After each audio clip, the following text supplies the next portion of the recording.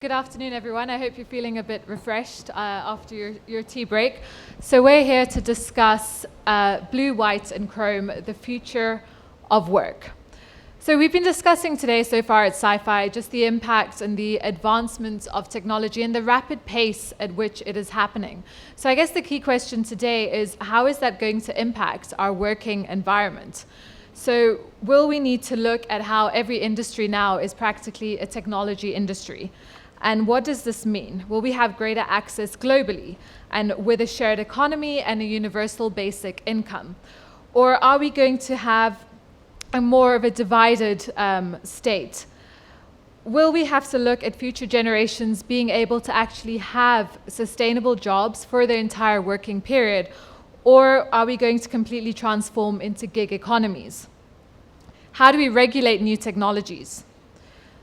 As a species, one of our greatest assets has always been our ability to adapt. But the key question now is, given the pace at which technology is advancing, will we be able to meet and adapt at the same rate? So I'm very pleased to say that I have with me to discuss these issues Rajat Kathuria. He is the Director and Chief Executive of the Indian Council for Research on International Economic Relations. And further down, I have Murat Sönmez. He's the head of the Center for the Fourth Industrial Revolution and also a member of the Managing Board at the World Economic Forum. Welcome to you both. Murat, I'd like to start with you. The future of jobs in many sectors around the world has essentially been thrown into question by the pace of technological development. What do you think is going to happen to the global labor markets going forward? I think it will be different for sure. And it's up to us on how we shape it. And the recent developments in technology showed us that whatever experts thought would take a long time happens much, much faster. And we're in a situation where the pace and scope of innovation is increasing, and time value of that information is shrinking, and time to respond is shrinking. And if you look at the way we have been responding to these changes, in the past we had enough time to think through all of that, but the pace of innovation is really much faster than we can cope with. So we're always in the current model of our vertical thinking, whether it's consumer industry or transportation industry or healthcare industry. We're always in this too late zone. By the time we figure things out, it's too late. And this new technology developments, from autonomous vehicles to drones to 3D printing to Internet of Things to genomics, represent a huge opportunity for the citizens and society. We can really solve key challenges like finding cure for cancer, potentially reducing energy consumption, getting rid of congestion, fixing the environment. But we need to take a long-term forward-looking approach and systemic approach. And it requires a different way of collaboration. And if we do that at the global level with active participation from government, academia, civil society, businesses, I think we can shape a better future. Sure. Murat, you're talking about all the different players, but Rajat, I would actually like to ask you a bit on the state and what the state could be doing to help mitigate against the effects of job losses. So what policy measures should we be looking at as governments? What should they be adopting? I'm talking here about universal basic income, perhaps levies on new technologies. Right. I'd just like to, take up what Murat just said about the fourth industrial revolution, and then I'll come to your point. Gesture mic slightly. So I think, this is not a new question. This question has kind of happened to us before. We've been there, done that. I don't know whether we'll be able to do that the same way we've been able to do that in the past, but before us, the first, second, and third industrial revolutions all created, short-term pain. But we also got some benefits. We were able to expand the size of the pie, and so that Malthusian syndrome of complete destruction it did not happen. I can't be sure whether that won't happen this time around, because this time around the pace of change has been much more rapid, and therefore the ability of the state to be able to keep pace with the nature of change that is happening will be put under serious stress. And I think there's no way that the state will be able to do it alone, so there'll have to be a collaboration between the people who are in the forefront, who are bringing about that innovation, bringing about the change, and the state. So that collaboration, not only for, I think, producing or innovating, what I mean is state providing an environment for innovation and the private sector leveraging that. I don't only mean that, but I think there has to be a collaboration between the state and the private sector on how to regulate this new beast. And by regulation, I don't mean control, I manage this regulation. Which brings me really to your question. If that we're going to be uncertain about what the future holds for us, especially in countries like India, where your social security apparatus and social security infrastructure has been really weak to deliver to the people who most need it, it'll be imperative, not as a substitute, but as a safeguard against what is impending before us. And I want to emphasize this point, this is not an either-or solution. You can't say that I'm going to create a new social security apparatus of the nature that you spoke about, and then not worry about how I'm going to manage this transition from the third to the fourth industrial revolution. Governments have to do both, states have to do both, and I don't know whether they'll be able to. I know for certain they can't do it alone. They'll have to do it in collaboration with the private sector and manage the transition much better. It's inevitable, the writing is on the wall. I don't have time to go into it, what it means for countries like India, but the writing is on the wall. The substitution of capital for labor has happened in the past. It will continue to happen at a much more rapid pace in the future.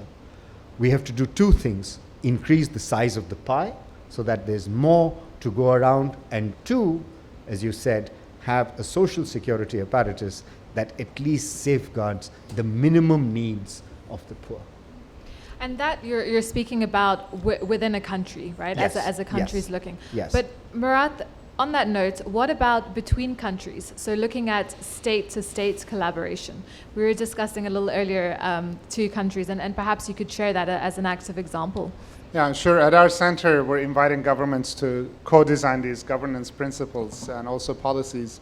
And the first two countries who showed up were Rwanda and Japan. And if you look at it from all metrics there in the different ends of the spectrum, and if you look at the history of Rwanda, they just came out of a horrific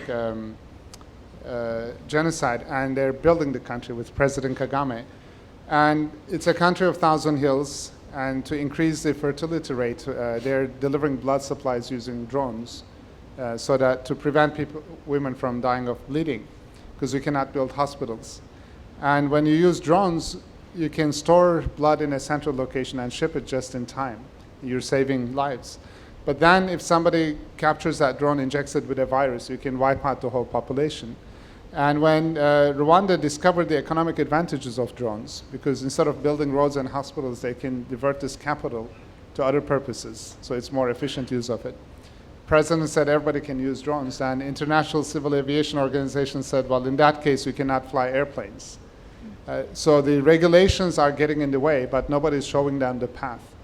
And that's what we're doing with them, and creating, hopefully by January, the first civilian drone regulatory framework that's going to be piloted. If you look at Japan, it's an aging population, and they're short of labor. People are living longer, and after you retire, they want to be productive contributors to the economy. And if you look at autonomous vehicles, it's a godsend for them because it allows people to move around, but the civil society acceptance of autonomous vehicles is low because of cultural differences.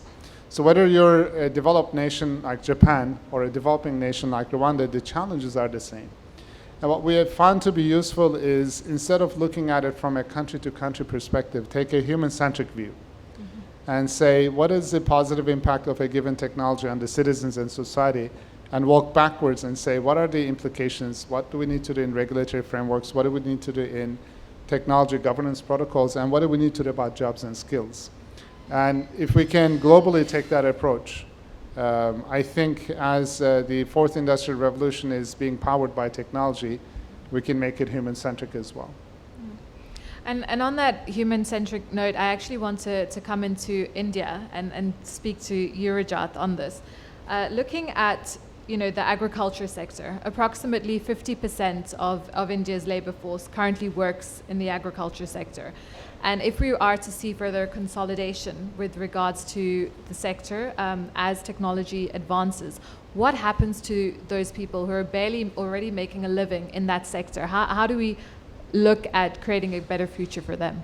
Yeah, I mean, I think if there's any question which is at the top of the mind of a government in India, whether it's the central government or any state government, the question at top of everybody's mind is where are the jobs going to come from for the young India, which is putting in large number of people into the labor force every month. I don't know the exact number. There are some numbers being thrown around, but it's going to be a very large number of people that come into the labor force over the course of the next decade, and they have to be provided for productive employment and job opportunities.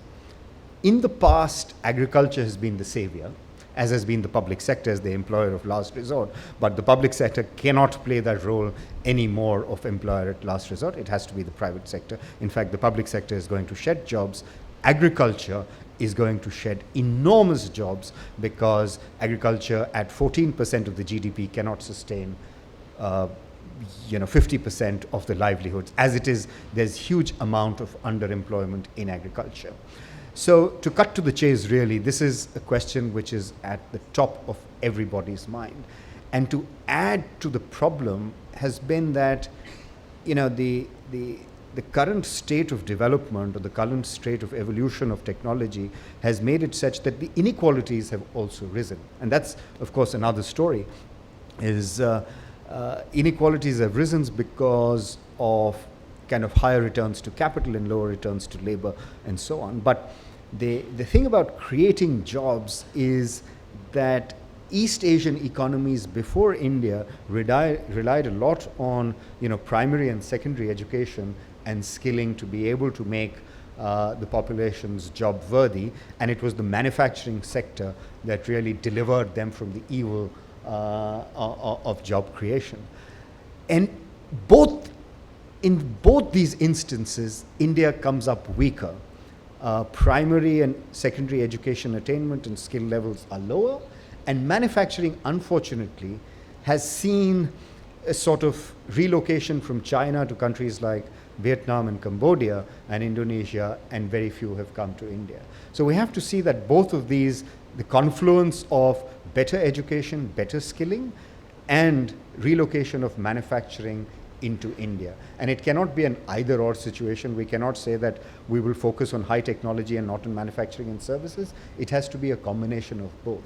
But I think at the center of India's job creation strategy has to be reliance on the long-established, long-settled, labor-intensive manufacturing sector, not at the expense of the fourth industrial. That will happen, that will keep pace, and that will happen alongside. But as I said, the long-standing manufacturing sector, the textiles, the footwear, the labor-intensive sectors, that's what we have to focus on until we reach the stage of, a middle income country where we can then focus on other things. But until our population achieves minimum levels of education, skills, and the wherewithal, it'll have to be manufacturing, which exploits the labor abundant nature of our country. And you can't be growing in a manner that defies your natural competitive advantage. Let's look at it another way then, right? Can we, and this is for both of you to address, can we perhaps be looking at how to better use technology to further advance education or to overhaul the traditional education systems that we have in place, and thereby improve and create a better skilled workforce that can deal with these changes in technology? I think there are two questions. One is, can we use technology to deliver education? Now, what are we delivering?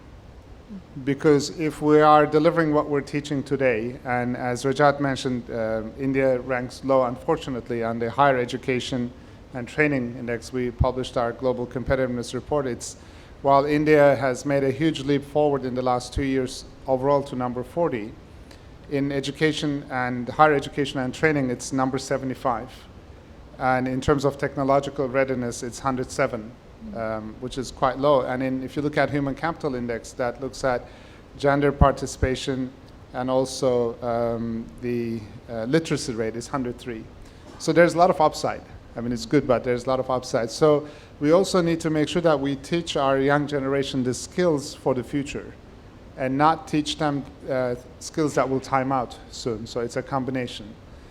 Because as we move forward in the fourth industrial revolution, we cannot leave people behind. Otherwise, there will be an even bigger gap with those who can afford to have private doctors empowered by AI and those who are not. And there are schemes in healthcare delivery, which I think maybe we can talk about it later on, that can be more inclusive and create new jobs.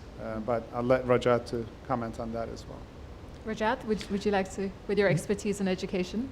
Well, certainly. I think the education sector, both not only the higher education, but I think more importantly, I think the primary and secondary education sector needs considerable amount of change. Some might even say overhaul. Because even if you talk to employers who are hiring graduates from some of the best Indian universities, you see a gap between what they want and what they're given, i.e. the change in the curriculum is often delayed or happens quite late to the change of technology in the marketplace and the skills that are needed to be leveraged at the marketplace. So there's a gap between curriculum design and what is expected in the market, and that happens everywhere. I mean, you just want to ensure that that gap doesn't widen too much. That's at the higher end of the education spectrum. At the lower end of the spectrum, where we have a large cohort of relatively less educated, unskilled workers, I mean, delivering a minimum level of education using technology to widen the scope and the geographical reach and improving the education outcomes. And now there's a whole host of studies which tells us how the incentives can be improved for teachers to attend schools and students to go to schools, and kind of implementing them so that minimum basic level of education, which then enables them to acquire skills in this very large massive Skill India campaign, so that they can be made employable, or the employers don't have to spend too much on training before they make these graduates or make these youngsters employable. There are two pieces of research that ICRIT has done in the past. I might have to cut in on that one just because of time, and I do want to open up to questions as well. So just final thoughts really quickly on the issue of inequality, which both of you briefly touched on.